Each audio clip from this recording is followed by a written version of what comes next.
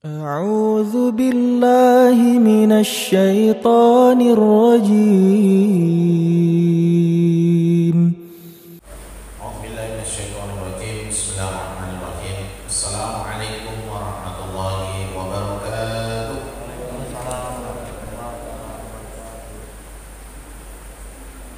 أعوذ بالله من الشيطان الرجيم. ومن يهن الله فما له من مكرم. الحمد لله والشكر لله. نحمده ونستعينه ونستغفره ونعوذ بالله من شرور أنفسنا ومن سيئات أعمالنا. من يهد الله فلا مضل له ومن يضلل فلا هادي له. أشهد أن لا إله إلا الله وحده لا شريك له وأشهد أن سيدنا محمدا عبده ورسوله. اللهم صل على سيدنا محمد وعلى آله وصحبه أجمعين. أما بعد. Alhamdulillah, bersyukur kita kepada Allah dalam segala keadaan.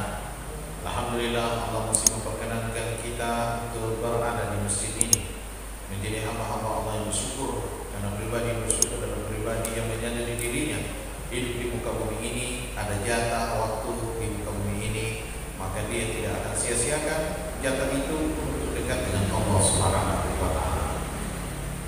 Mari banyak berselawat kepada Rasulullah.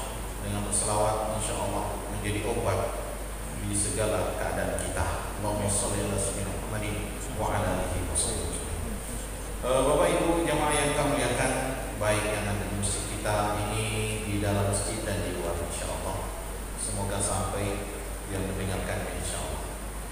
Kita sudah insyaallah sampai ke bab ketiga daripada ilmu tasawuf atau ilmu tazkiyah.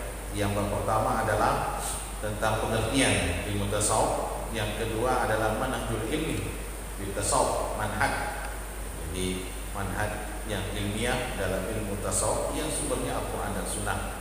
Dan ini juga sudah panjang sampai kita membahas tentang al-khulwah, itu ya. Kemudian bab ketiga ini adalah sudah sekian tahun kita pengajian di sini, tariqul wusuli ilallah, jalan menuju Allah. Bagaimana supaya kita bisa sampai dengan Allah dengan cara yang benar. Karena kita semuanya pasti mau selamat, semuanya pasti mau masuk surga, semuanya pasti mau enak semua. Tapi ada orang yang mau masuk surga atau mau selamat, tapi cara-cara yang dipakai tidak sesuai dengan anjuran-anjuran Nabi kita Sallallahu Alaihi Wasallam. Ada yang mengatakan bahwa ilmu tasawuf itu bid'ah. Secara pengertian memang bisa dianggap seperti itu, tetapi pengamalannya tidak bid'ah. Sejak Nabi Sallallahu Alaihi Wasallam, ilmu tasawuf itu sudah terlaksana. Karena ilmu tasawuf itu adalah seperti ilmu tazkiyah. Bagaimana diri kita tidak sombong, itu kuncinya. Bahkan orang yang membid'ahkan ilmu tasawuf menganggap dirinya ahli ibadah, paling nyunah di contohnya, paling nyunah, celananya jingkrang, pakaiannya seperti saya, paling nyunah, atau menganggap diri orang lain itu penghuni neraka. Itu sangat sombong itu yang harus dibengkel. Ini yang harus dibengkel. Kenapa? Karena dalam diri hamba Allah ini, kita ini enggak ada apa-apanya depan Allah. Kita menghambakan diri depan Allah dengan kerendahan hati. Itu ya, ini paling penting ditanamkan. Kita tidak boleh merasa paling sudah haji, udah kiai, udah ulama besar, udah gelar berderet-deret, harta sudah banyak, menganggap yang lain rendah. Jangan coba-coba kita menganggap itu, karena itu bagian kesombongan, dan orang sombong tidak masuk surga. Ingat, orang sombong tidak masuk surga, walaupun dia merasa dirinya ahli ibadah. Nauzubillah. Inilah yang perlu ditanamkan dalam diri kita. Tidak boleh kita merasa paling benar, paling nyunah, paling sesuai, yang lain dalalah. Nauzubillah. Ini yang amalan ditekankan. Karena kita belajar ilmu tasawuf ini adalah bagaimana sebagai seorang hamba menyadari dirinya jadi diri kita. Jadi ilmu tasawuf istilah di zaman Nabi nggak ada, tapi praktiknya sudah terlaksana. Sama dengan ilmu komputer, itu nggak ada itu. Ada nggak zaman Nabi? Tidak semua itu. Jadi itu belakangan sekali. Ilmu-ilmu yang istilah-istilah sekarang itu banyak yang nggak ada zaman Nabi. Nah, menghitung-hitungan matematika ya sudah ada, itu ya. Cuma penamaannya belum tentu ada pada waktu itu. Jadi kita jangan terjebak dengan istilah. dengan terjebak dengan pengertian-pengertian, tapi kita melihat prakteknya. Itu Bapak Ibu yang kami muliakan. Nah, sekarang kita melihat di sini tariqul wusul ilallah, jalan menuju Allah, supaya kita ini betul-betul sampai dengan cara yang benar. Ada beberapa yang harus dipoinkan di sini. Insya Allah mudah-mudahan Allah berikan kesempatan untuk menyelesaikan semuanya ini. Yaitu di dalamnya ada tentang taubat, kemudian al-muhasabah, al-khawf, al-raja, as-sidq, al-ikhlas, as-sabr, al-wara, az-zuhd, ar-ridha, at-tawakkal, dengan asyukur. Ini semuanya adalah jalan menuju Allah Subhanahu wa taala. Ada secara zahiri, nampak zahir, ada secara batin. Ini yang perlu kita dalami semuanya, supaya kita merasa diri sebagai seorang hamba yang gak ada apa-apanya kepada Allah. Jalan menuju Allah di sini kita melihat bahwa para ulama ilmu tasawuf atau para ulama-ulama sufi itu menjelaskan dari sumbernya Al-Quran dan Sunnah. Jadi jangan mengatakan wah ini apa yang disampaikan. Nah, ini kitab ini termasuk terlarang di Saudi Arabia dulu. Terlarang, kitab yang tidak boleh. Karena kalau dibaca bahaya bagi mereka, itu bisa membuyarkan gitu ya. Karena sumbernya Quran, sumbernya ini. Dan ini pengarangnya adalah Syekh Abdul Qadir Isa adalah Habib, yaitu keturunan Rasulullah Sallallahu Alaihi Wasallam. Itu Bapak Ibu ya. Allahu Akbar. Jadi di sini kita lihat di sini bahwa sumbernya di situ seperti kita sudah jelaskan sebelumnya, bab-bab sebelumnya, yaitu dari sumbernya Nabi adalah kas-suhbah. As-suhbah itu adalah pertemanan. Jadi kalau kita mau selamat, teman itu perlu ada yang benar, yang membenarkan kita, berjalan kita dengan cara yang benar. Sahabat Nabi dulunya masa kelam, sampai Sayyidina Umar, kita ini seperti bangsa lalat, bangsa yang hina, bangsa yang tinggal di sampah. Tapi a'azzanallahu bil Islam, Allah memuliakan kita dengan agama Islam, sehingga kita terangkat. Itu ya. Nah, sekarang banyak orang yang bagaimana Islam itu lenyap di Indonesia. Itu menjelek-jelekan Islam, istilah kadrun lah, apalah, gurun pasir lah dan sebagainya. Padahal ini ujung-ujungnya ingin menghancurkan reputasi Islam yang sumbernya kepada Nabi Sallallahu Alaihi Wasallam, yang dimana Nabi adalah bangsa Arab. Hati-hati, membenci orang Arab sama dengan membenci Nabi. Itu ya, karena Nabi adalah orang Arab. Itu. Hati-hati dengan ini, karena akan kembali kepada akidah nanti, keselamatan akhirat kita di sana. Itu. Jadi ini kaitan ini. Maka kita ini banyak mau dijebak-jebak kita di sini. Itu Bapak Ibu yang kami lihat. Kemudian setelah pertemanan ada namanya al-ilm. Kita sudah bahas juga tentang ilmu yang wajib dituntut, ilmu yang sunnah, ilmu yang tidak boleh dituntut. Itu sudah pernah kita jelaskan sudah sekian tahun yang lalu. Itu Bapak Ibu ya, walaupun lupa-lupa ya kita ingatkan kembali lah. Kemudian az-zikr, ini perlu dengan zikir. Kita sudah jelaskan semua zikir, bagaimana khafi, sir gitu ya. Ada yang mutlak, ada muqayyad. Ini semuanya kita sudah jelaskan.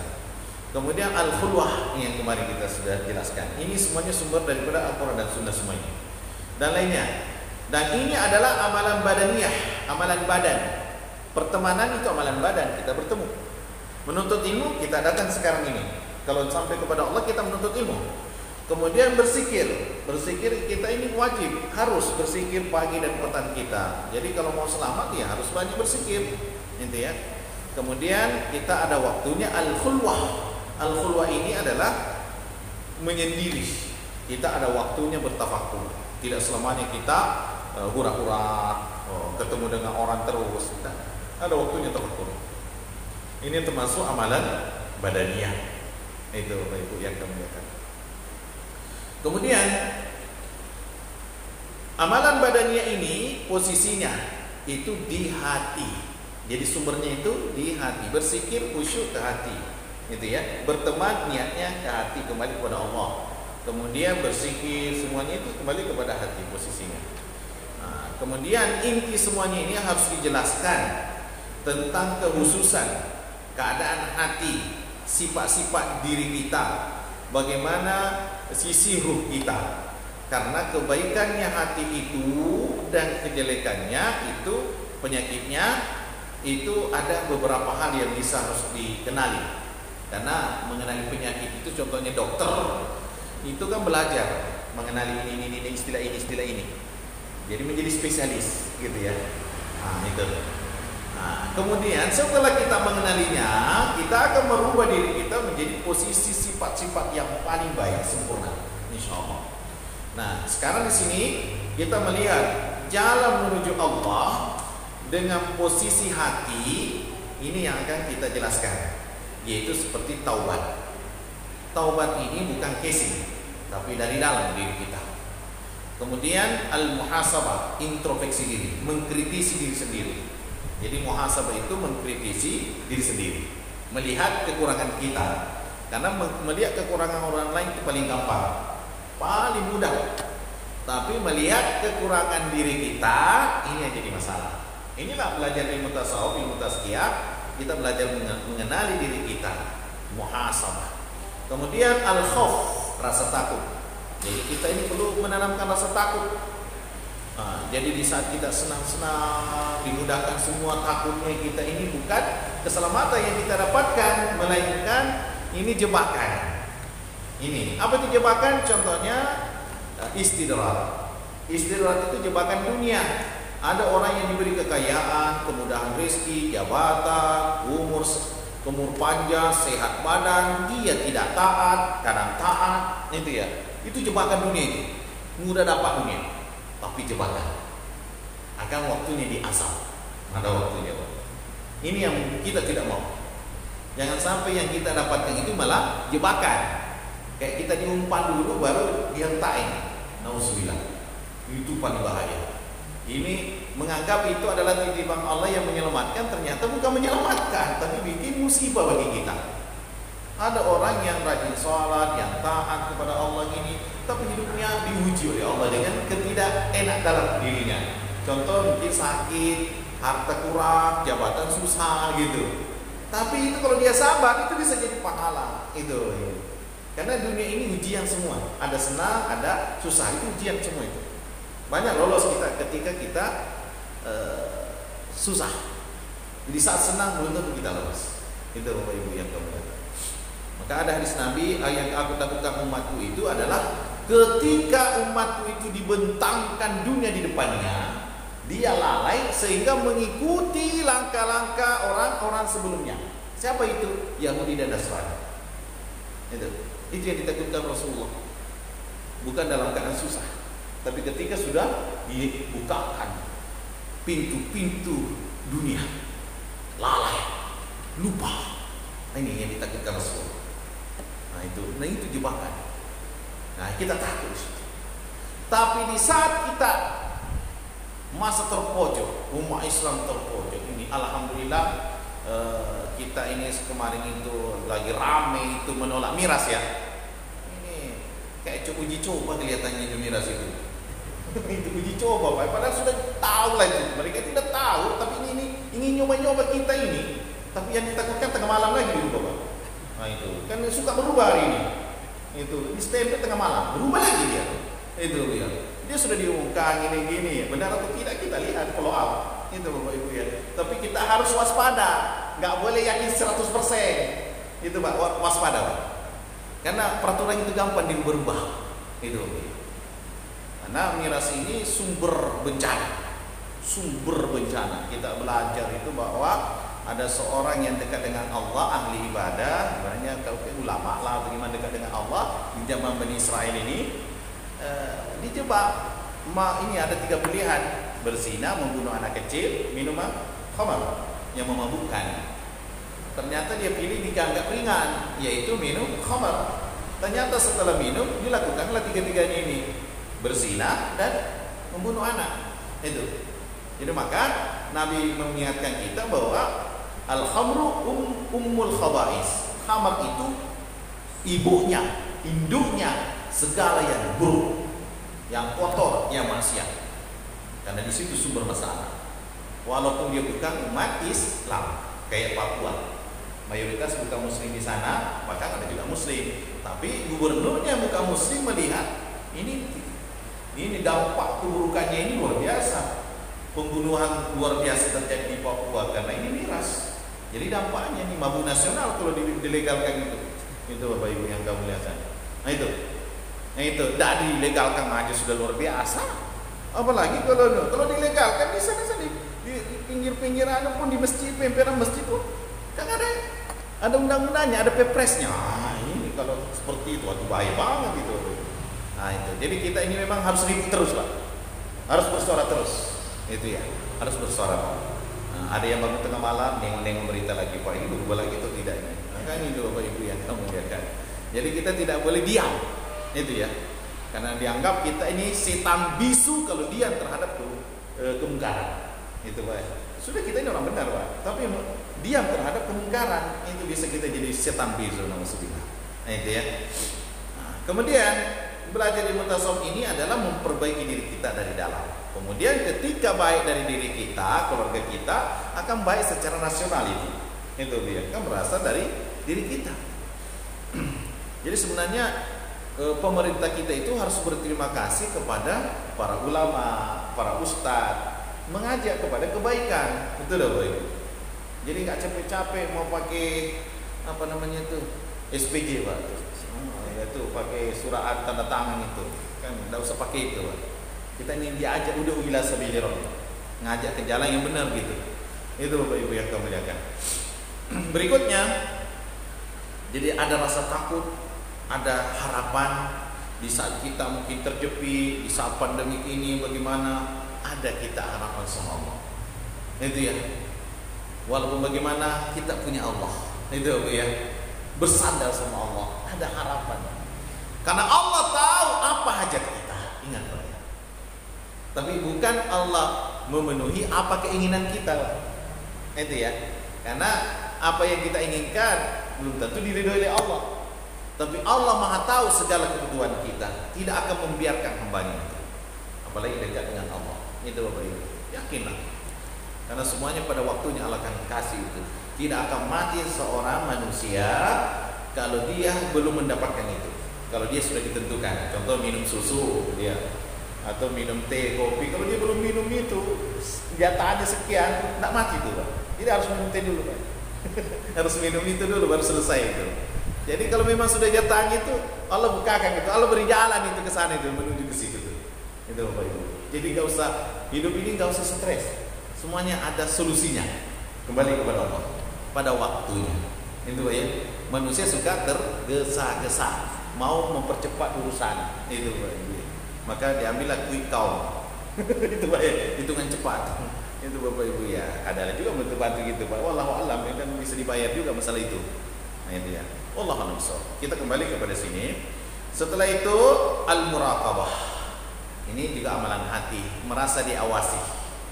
Nah, CCTV. Nah, jadi kalau CCTV buatan manusia gampang diakal-akali, itu Pak ya. Tapi CCTV Allah 24 jam tidak pernah mati Pak. Itu ya. Siapa itu? Ada malaikat raqib dan atid. Itu dah Bapak Ibu. Mengawasi semua perbuatan kita. Itu ya. Lucunya kita ini di saat kita terdesak, susah ini, baru kita dekat sama Allah. Di saat kita banyak maksiat, lalai, nggak merasa diawasi oleh Allah. Ini kan itulah lucunya manusia itu. Kemudian setelah itu amalan badan sudah terlaksana, contohnya pertemanan, menuntut ilmu, zikir, al-khulwah, mujahadatun nafas ini. Kemudian kita merasa diawasi oleh Allah, kemudian ada harapan dan rasa takut, muhasabah, taubat dan seterusnya. Ini termasuk amalan hati, akan muncul sifat-sifat yang lahir, yaitu sifatul khuluqiyah. Apa itu sifatul khuluqiyah? Akhlak yang benar itu adalah seperti as-sidq, kejujuran. Jadi Bapak Ibu, yang kita cari pemimpin itu adalah pemimpin yang sudah merasakan ini. Pertemanannya benar, zikirnya benar, taubatnya benar, sholatnya benar, itu ya. Kemudian dia selalu kembali kepada Allah, tanggung jawab dia dengan Allah, maka itu akan lahir betul-betul kejujuran dari dalam, bukan gaya-gayaan masuk ke dalam got, itu Pak ya. Masuk ke mana itu Pak? Kan ini bencana nasional Pak, gara-gara got itu bencana nasional Pak. Ini bukan pencitraan lagi Pak, tapi betul-betul kejujuran. Sayyidina Umar itu kan juga suka pergi belusukan. Ini bahasanya zaman dulu kan ada istilah belusukan ya. Ada ya. Ini Sayyidina Umar itu suka pergi dengar bagaimana keadaan penduduknya, rakyatnya. Tapi tidak pakai kamera, Pak. Kalau sekarang harus pakai kamera. Itu ya. Dia mengendap-endap gitu dengar. Oh, ada seorang gadis dengan ibunya. Ibunya ini nyuruh anaknya nambahin air susunya itu supaya kalau dijual banyak gitu ya. Yang ini si gadis ini anaknya ini jangan ibu, jangan. Itu dosa. Nah, itu. Enggak takut sama Umar. Umar kan enggak ada, padahal Sayyidina Umar sudah diminta-minta di balik tembok itu. Itu ya. Cuma diam-diam aja gitu. Ya si anak gadis ini tidak. Kalau memang ibu tidak takut sama Umar, bagaimana kalau Tuhannya Umar? Allah gitu yang melihat kita. Nah inilah seorang gadis yang benar beriman ini. Akhirnya besok punya pagi-pagi, karena Sayyidina Umar kan banyak putranya, Pak, banyak anaknya. Yang ganteng gitu ya, yang anak presiden gitu ya, di atas presiden lah kalau khalifah itu. Nah itu datang melamar langsung, Pak. Mau enggak? Itu ya. Ini tadi malam saya dengar ada gini siapa yang ini? Woi, takut banget ini. Si ibu ini yang miskin ini, miskin, Pak. Kemana ini mau jual susu gini. Iya, betul ini ibu saya, ibunya takut banget. Nah, itu ya. Tapi melihat si adik gadis ini yang luar biasa berimannya sama Allah. Bukan masalah Sayyidina Umar, tapi sama yang Tuhannya Sayyidina Umar. Itu. Akhirnya dinikahkanlah. Ini siapa sih nggak mau, Pak? Anak seorang khalifah gitu ya, Amirul Mukminin. Akhirnya setelah menikah itu ya, lahirlah yang namanya cucunya Sayyidina Umar, yaitu Umar bin Abdul Aziz. Itu. Jadi orang tua yang lurus dari ibu dan ayah akan lahir generasi yang hebat. Itulah contohnya Sayyidina Umar, dan cucunya Sayyidina Umar adalah Umar bin Abdul Aziz. Itu kan dahsyat. Ini sejarah loh. Ini ya. Jadi keturunannya luar biasa. Yang pemimpin yang jujur, yang tidak bohongi rakyatnya, dia akan lahir pemimpin yang hebat. Dan itu adalah contoh. Nah, Allah Akbar. Dan Sayyidina Umar memerintahkan siapa yang minum khamar, nah itu akan saya cambuk 80 kali. Ternyata ada anaknya yang minum khamar, Pak. Cuma ini anak khalifah Pak yang melanggar. Akhirnya apa yang dilakukan Sayyidina Umar? Dia yang cambuk sampai mati anaknya, Pak. Nah, itu, Pak. Kan contoh. Itu Pak, menerangkan itu. Kira-kira mau nggak pemimpin zaman now macam begitu? Nah, itu ya. Allahu Akbar. Nah, itu ya. Ini kan sejarah. Ini sejarah. Kemudian kita kembali lagi melihat di sini, setelah kejujuran ini akan muncul, karena sudah dilakukan ini ilmu tazkiyahnya, akan muncul keikhlasan. Itu. Jadi kalau sudah merasakan proses demi proses yang sudah pelajaran kita sebelumnya dan praktek, itu aja akan muncul keikhlasan. Dan keikhlasan itu tidak bisa langsung simsalabim, Pak. Ikhlas mengaji di sini itu tidak bisa langsung simsalabim, Pak Haji. Butuh proses itu. Ini duduk itu menjadi pendengar ngantuk, Pak Haji. Betul dah. Apalagi kalau Pak Ustadz ini kurang semangat itu. Aduh. Apalagi kalau khutbah Jumat. Nah itu. Itu aja. Ini tiang-tiang ini jadi korban ini. Itu Bapak Ibu. Itu baru sadar kalau pas iqamah itu. Allah, oh sudah ya. Itu. Mau balik tidur lagi ke rumah, tidak mau lagi itu, Pak. Ada nggak pengalaman kita macam itu? Itu pengalaman kita ya. Bapak Ibu ya. Allahu Akbar. Kemudian akan muncul kesabaran. Sabar itu. Dan di saat sekarang ini kita banyak dibutuhkan kesabaran, Pak. Diuji kita ini, tapi kita juga melawan dengan cara yang cantik, Pak. Sekarang kita harus bermain cantik, itu bahasanya. Kenapa? Karena kalau enggak itu kan kita banyak sekali membuat jebakan-jebakan itu. Undang-undang ITE lah, gitu ya. Ini jebakan inilah, kita akhirnya dikerjain itu. Jadi Bapak Ibu harus pandai-pandai melihat posisi itu. Kemudian Dengan perjalanan ini kita akan mengenal Allah Subhanahu wa taala dengan pengenalan zukiyah, rasa. Oh, itu muncullah kelezatan dalam beribadah. Jadi kalau Bapak Ibu sudah puasa sunnah, kemudian belajar menuntut ilmu, kemudian banyak berzikir, merasa diawasi oleh Allah, jujur di sini, Bapak akan merasakan kelezatan beribadah. Nikmat. Jadi kalau saya nggak ke masjid rasanya nggak ngaji, ada yang kurang gitu ya Allah. Kayak gimana rasanya saya ini? Itu Bapak ya. Karena manusia itu, hal ini lihat tadi waktu datang pengajian kan proses sampai ke sini. Manusia semuanya ada beda-beda tujuannya kelihatannya.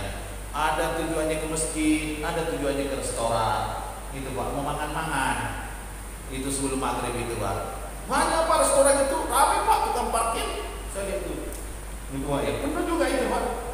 Minum-minum jus, kopi, ngopi Pak itu ya. Minum es batu. Jadi minuman keras yang halal itu Pak, es batu Pak. Itu Pak ya.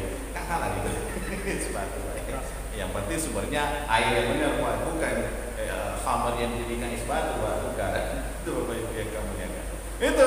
Jadi ada orang yang mau ke masjid, amal ini lihat tujuannya kan beda-beda orang. Ada yang mau ke masjid, ada yang sibuk dengan mau kendaraan-kendaraannya pergi kafe-kafe di saat mau sholat maghrib. Kan seperti itu. Boleh Bapak tengok-tengok lah. Itu ya. Begitulah hidup. Sedih, kita doakan saja ya Allah, Allahumma hdihi. Terjebak dengan dunianya. Itu Bapak Ibu. Terjebak, orang yang seperti ini terjebak Pak. Dia menganggap dirinya lah kita nyantai-nyantai lah, mang-mang enak lah Pak. Padahal malaikat pencabut nyawa di depan mata loh Pak. Karena malaikat pencabut nyawa kita itu nyatroni kita. Ada hamba yang di rahasia kematian itu 5 kali sehari semalam. Sudah berdiri Pak. Malaikat pencabut nyawa itu bukan dewean Pak. Pemimpinnya satu tapi banyak anak buahnya. Itu ya. Jadi kalau mau matikan satu negara gampang Pak. Itu Bapak Ibu yang satu benua itu satu dunia ini gampang Pak, gampang bagi kan Allah yang menciptakan gitu. Itu ya. Malaikat pencabut nyawa sudah siap. Tinggal kode-kode aja. Selesai. Kita nggak sadar. Itu Bapak Ibu. Ternyata sudah waktunya. Baru nyaho. Ya Allah, kenapa aku tak salah? Kenapa aku tak begini? Gitu Bapak ya. Maka ketika kita sehat badan, punya rezeki titipan Allah gitu, bagi-bagi sholat. Karena tidak punya kita waktu seperti itu seterusnya. Tidak Bapak. Di sini Pak, waktu sejak pengajian kita di sini, kan sudah ada yang dipanggil oleh Allah itu. Betul Pak dia? Ada sudah berapa? Lumayan banyak lah Pak yang dipanggil oleh Allah itu. Itu ya, kita ini kan tinggal giliran. Kalau saya dipanggil sudah selesai saya di sini Pak. Itu kan semuanya harus siap. Nah itu. Tidak bisa kita saya belakangan lah Pak. Nggak bisa itu urusan Allah itu tuh.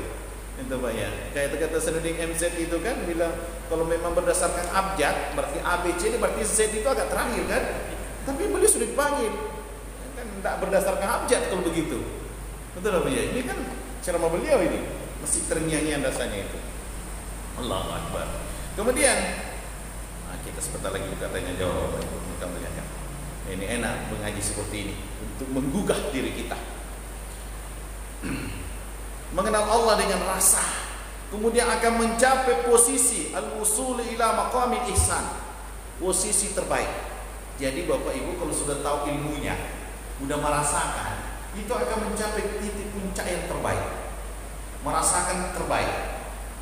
Kita merasakan nikmatnya sesuatu itu sudah tahu ilmunya, begini manfaatnya, itu dapat dia. Rasa-rasanya macam begini, ini nikmat begitu.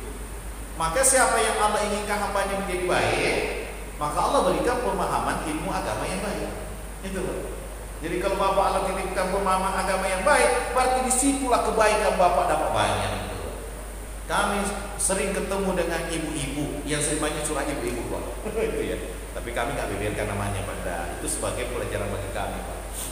Beliau ini banyak hidupnya di saat muda mencari dunia.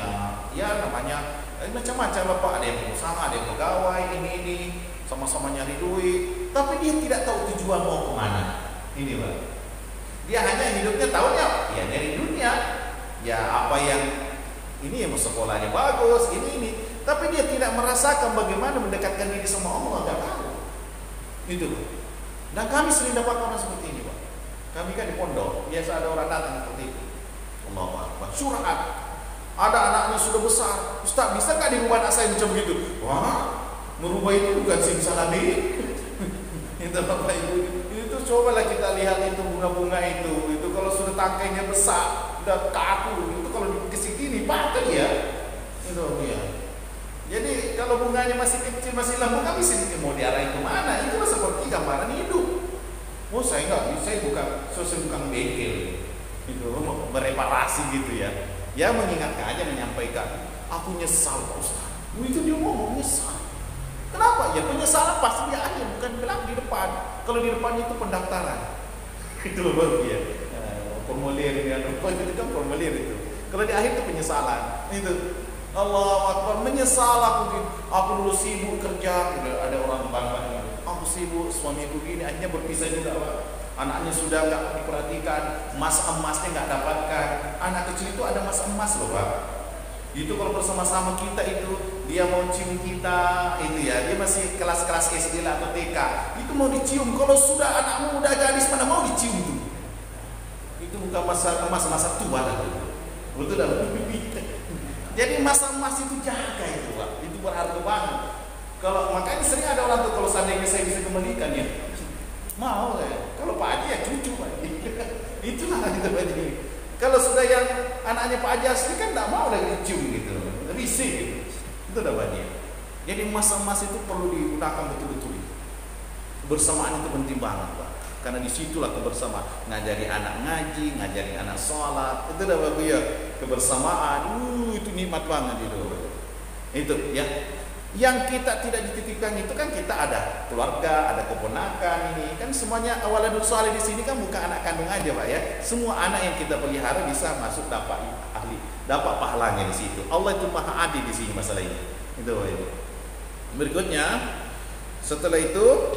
setelah mencapai posisi yang bagus, yang tinggi, walaisal murabil usuli makna al-mafhum baina sawatil asya. Bukan makna bahwa nyampainya sesuatu itu kita sampai kepada zatnya itu. Enggak. Akan tetapi di sini sesungguhnya Allah Subhanahu wa taala di sini ayyuhaddahu makanan aw zaman. Jadi tidak menyatukan bahwa harus dia menempati satu tempat begini, bahwa Allah menempatkan sini tempatnya, tidak seperti itu Pak posisinya kita ini. Menyampai itu kan ini ada rasa itu wajib, bukan artinya kita nyampe seperti tangan itu, enggak. Kemudian walizakal Ibnu Athaillah Sekandari berkata bahwa usuluka ilallah usulika ilal ilmi, engkau nyampe kepada Allah itu dengan ilmu yang ada, ilmu yang kita sudah pelajari. Contohnya tentang pertemanan, berzikir, al-khulwah, itu kan ilmu Pak ya. Kemudian kita praktekkan taubat itu ya, jujur dan sebagainya. Wa illa fajalla rabbuna yattasila bihi syai' aw yattasilu huwa bi syai'. Terkecuali itu bahwa Allah Subhanahu wa taala di sini, Tuhan kita ini akan menyambungkan sesuatu kepada sesuatu atau disambungkan dengan sesuatu. Jadi ada melalui wasilah gitu ya. Wasilah, contohnya kita bisa dengan para ulama kita, guru-guru kita, itu yang didoakan kita, itu Pak ya, kan ada sebab-sebab semua. Itu Pak ya, dapat hidayah, dapat contohnya ujian seperti ini, kita bisa jadi mengenal Allah. Kan orang itu kan macam-macam Pak ya. Ada orang di waktu senang-senang dia nggak sadar, setelah disusah-susahin baru sadar. Itu Pak ya, itu baru nyambung dia Pak. Ternyata nyari sinyal HP itu Pak kadang harus naik di atas gunung atau di atas kelapa Pak. Baru sampai gitu kan usaha Pak. Nah itu nyambung sinyalnya Pak. Itu dia. Nah, jadi kita ini ada melalui cara-cara itu ya. Bapak Ibu mau nyambung sinyalnya, ya datang ke masjid ini karena ada sinyal di sini. Itu Bapak Ibu ya. Allahu Akbar. Mungkin seperti itu pengajian kita sementara karena ini masih panjang ceritanya.